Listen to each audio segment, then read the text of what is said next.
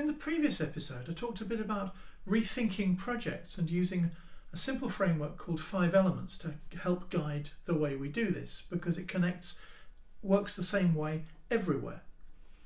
We can also use this as a backdrop to help explain and describe some of the really common anti-patterns or ways to fail when doing projects.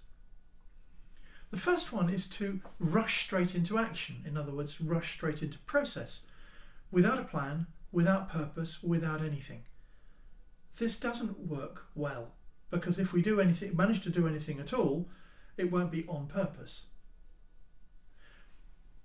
The next one, not quite so bad, is to rush straight into a plan.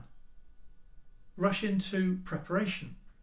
Again, we may be producing something that actually is according to some kind of plan, but it isn't necessarily on any kind of purpose, and the danger is that the plan itself becomes the purpose. To quote Stafford Beer's phrase, what he calls posywid, when you don't have a proper purpose, then the purpose of the system is whatever it does, which is usually not a good idea.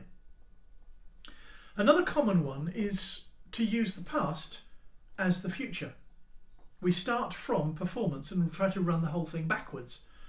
What happens there is that, for example, this is the classic, our strategy is last year plus 10%. We assume everything's going to be the same except for the bits that we want to change. This is rarely a good idea because it's completely incapable of dealing with any actual change. Another very common one is to get stuck in just one place.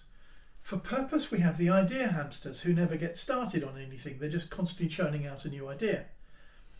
In the people area, we have endless politics. We have office politics. We have no one ever gets anything started. It starts with blame. Nothing actually gets going.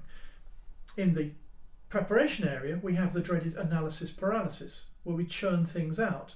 We churn up plans out, but never actually get started. We've got the one which we know about, which is produce, when we're just producing without a real plan and without a real purpose, but we're producing because we can produce.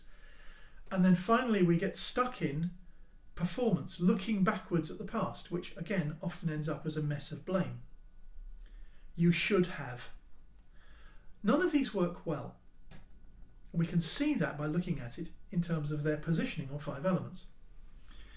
Another one about this is that we can now understand more easily why waterfall gets stuck, because it goes rigidly from, sometimes from purpose, a lot from people to define project scopes. It then goes into preparation, it then goes into production, and only then does it learn. If that's happening over a period of 2 years, you're making a commitment to never learn anything and not change anything for the whole of that time. This tends to be not a good idea. And the other one, which is also very dangerous, and unfortunately is particularly popular now, is the downside of the agile loop. Because again, we start with halfway through preparation, we rush into process to make something happen, we get halfway through learning, and we loop back. We don't have any architecture or any big picture view, so we have no idea what we're doing. We guess that purpose is going to come out of what we do on the fly. So this doesn't work terribly well either.